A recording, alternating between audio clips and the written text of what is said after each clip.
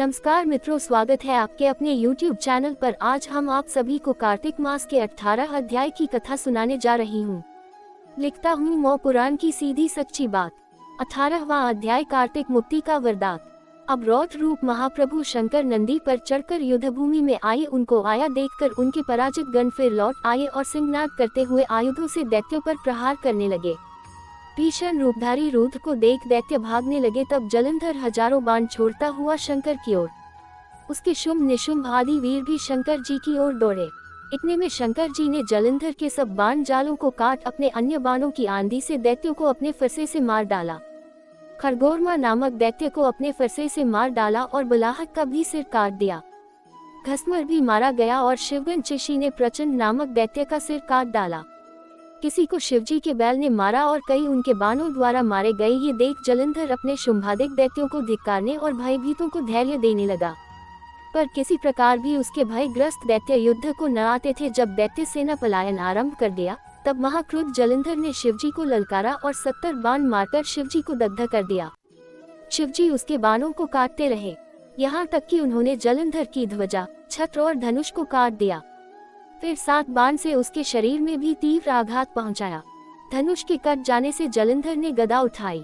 शिवजी ने उसकी गदा के टुकड़े कर दिए। तब उसने समझा कि शंकर मुझसे अधिक बलवान है, अतएव उसने गंधर्व माया उत्पन्न कर दी। अनेक गंधर्व अप्सराओं के गण पैदा हो गए। वीणा और मृदंग आदि बाजों के साथ नृत्य व गान होने लगा। इससे अपने गणों सहित रुद्र भी मोहित हो एकाग्र हो गए। उन्होंने युद्ध बंद कर दिया।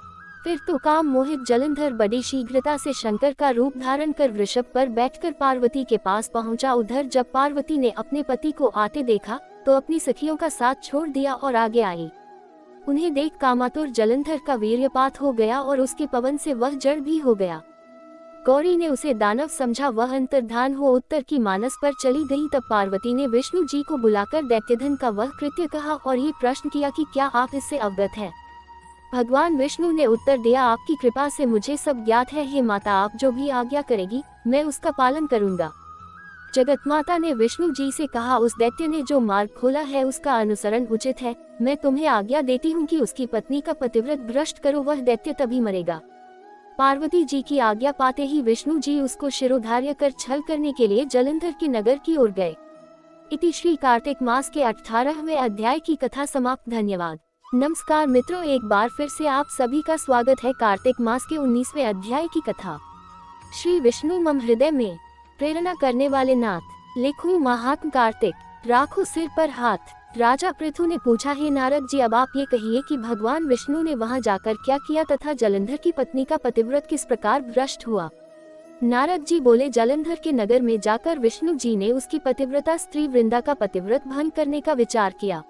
वे उसके नगर के उद्यान में जाकर ठहर गए और रात में उसको स्वप्न दिया। वह भगवान विष्णु की माया और विचित्र कार्यपद्धति थी और उसकी माया द्वारा जब वृंदा ने रात में वह स्वप्न देखा कि उसका पति नग्न होकर सिर पर तेल लगाए महेश पर चढ़ा है, वह काले रंग के फूलों की माला पहने हुए है तथा उसके चारों हिंसक जीव हैं, वह सिर मुड़ाए हुए अंधकार में दक्षिण दिशा की ओर जा रहा है, उसने नगर को अपने साथ समुद्र में डूबा हुआ इत्यादि बहुत से स्वप्न देखे। तत्काल ही वह स्वप्न का विचार करने लगी। इतने में उसने सूर्यदेव को उदय होते हुए देखा तो सूर्य में उसे एक छिद्र दिखाई दिया तथा वह कांतिहीन था। इसे उसने अनिष्ट जाना और वह भयभीत हो रोती हुई छज्जे अटारी तथा भूमि कहीं भी शांति को प्राप्त न हुई। फिर अपनी 2 सखियों के साथ उपवन में गई, वहां भी उसे शांति नहीं मिली। फिर वह जंगल में निकल गई, वहां उसने सिंह के समान 2 भयंकर राक्षसों को देखा, जिससे वह भयभीत हो भागने लगी। उसी क्षण उसके समक्ष अपने शिष्यों सहित शांत मौनी तपस्वी वहां आ गया। भयभीत वृंद उसके गले में अपना हाथ डाल उससे रक्षा की याचना करने लगी। मुनि ने अपनी एक ही हुंकार से उन राक्षसों को भगा दिया। वृंदा को आश्चर्य हुआ तथा वह भय से मुक्त हो मुनिनाथ को हाथ जोड़ प्रणाम करने लगी। फिर उसने मुनि से अपने पति के संबंध में उसकी कुशल क्षेम का प्रश्न किया। उसी समय 2 वानर मुनि के समक्ष आकर हाथ जोड़ खड़े हो गए और ज्यों ही मुनि ने भरकुटी संकेत किया त्यों ही वे उड़कर आकाश मार्ग से चले गए। फिर जलंधर का सिर और धड़ लिए मुनि के आगे आ गए। तब अपने पति को मृत हुआ जान वृंदा मूर्छित हो पृथ्वी पर गिर पड़ी और अनेक प्रकार से दारुण विलाप करने लगी। पश्चात उस मुनि से कहा, हे कृपानिधे, आप मेरे इस पति को जीवित कर दीजिए। पतिव्रता दैत्य पत्नी ऐसा कहकर दुखी श्वासों को छोड़कर मुनीश्वर के चरणों पर गिर पड़ी। तब मुनीश्वर ने कहा, ये शिवजी द्वारा युद्ध में मारा गया है, जीवित नहीं हो सकता, क्योंकि जिसे भगवान शिव मार देते हैं वह कभी जीवित नहीं हो सकता, परंतु शरणागत की रक्षा करना सनातन धर्म है, इसी कारण कृपा कर मैं इसे जलाए देता हूँ। नारद जी ने आगे कहा, वह मुनि साक्षात विष्णु ही थे जिन्होंने ये सब माया फैला रखी थी। वह वृंदा के पति को जीवित करके अंतर्ध्यान हो गए। जलंधर ने उठकर वृंदा को आलिंगन किया और मुख चूमा। वृंदा भी पति को जीवित हुआ देख अत्यंत हर्षित हुई और अब तक हुई बातों को स्वप्न समझा। तत्पश्चात वृंदा सकौम हो बहुत दिनों तक अपने पति के साथ विहार करती रही। एक बार सुरत एवं संभोग काल के अंत में उन्हीं विष्णु को देखकर उन्हें ताड़ित करती हुई बोली, हे पराई स्त्री से गमन करने वाले विष्णु, तुम्हारे शील को धिक्कार है, मैंने जान लिया है कि मायावी तपस्वी तुम ही थे।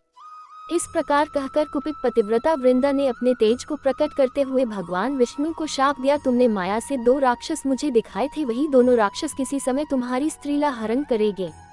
सर्पेश्वर जो तुम्हारा शिष्य बना है, ये भी तुम्हारा साथी रहेगा। जब तुम अपनी स्त्री के विरह में दुखी होकर विचरोगे, उस समय वानर ही तुम्हारी सहायता करेंगे। ऐसा कहती हुई पतिव्रता वृंदा अग्नि में प्रवेश कर गई। ब्रह्मा आदि देवता आकाश से उसका प्रवेश देखते रहे।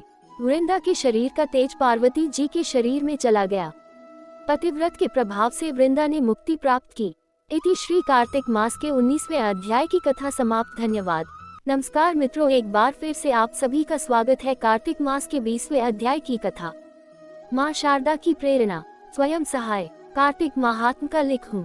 ये 20वां अध्याय। अब राजा पृथु ने पूछा, है देवर्षि नारद, इसके बाद युद्ध में क्या हुआ तथा वह दैत्य जलंधर किस प्रकार मारा गया, कृपया मुझे वह कथा सुनाइए। नारद जी बोले, जब गिरिजा वहां से अदृश्य हो गई और गंधर्वी माया भी विलीन हो गई, तब भगवान वृषभध्वज चैतन्य हो गए। उन्होंने लौकिकता व्यक्त करते हुए बड़ा क्रोध किया और विस्मित मना जलंधर से युद्ध करने लगे। जलंधर शंकर के बाणों को काटने लगा, परंतु जब काट न सका तब उसने उन्हें मोहित करने के लिए माया की पार्वती का निर्माण कर अपने रथ पर बांध लिया। तब अपनी प्रिय पार्वती को इस प्रकार कष्ट में पड़ा देख लौकिक लीला दिखाते हुए शंकर जी व्याकुल हो गए। शंकर जी ने भयंकर रौद्र रूप धारण कर लिया।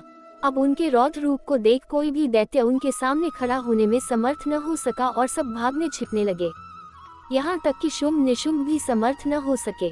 शिवजी ने उन शुंभ निशुंभ को शाप देकर बड़ा धिक्कारा और कहा, तुम दोनों ने मेरा बड़ा अपराध किया है।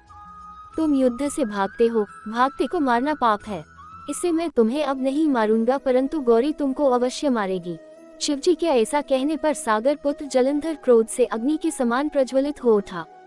उसने शिवजी पर घोर बाण बरसाकर धरती पर अंधकार कर दिया। तब उस दैत्य की यही चेष्टा देखकर शंकर जी बड़े क्रोधित हुए तथा उन्होंने अपने चरणों गुष्ठ से बनाए हुए सुदर्शन चक्र को चलाकर उसका सिर काट लिया। एक प्रचंड शब्द के साथ उसका सिर पृथ्वी पर गिर पड़ा और अंजन पर्वत के समान उसके शरीर के 2 खंड हो गए।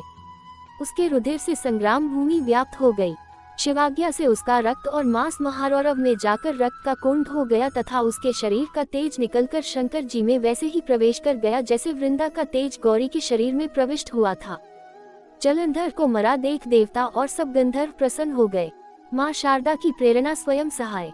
इति श्री कार्तिक मास के 20वें अध्याय की कथा समाप्त। अगर ये कहानी आप सभी को पसंद आई तो प्लीज चैनल को सब्सक्राइब करें। वीडियो को अंत तक देखने के लिए धन्यवाद।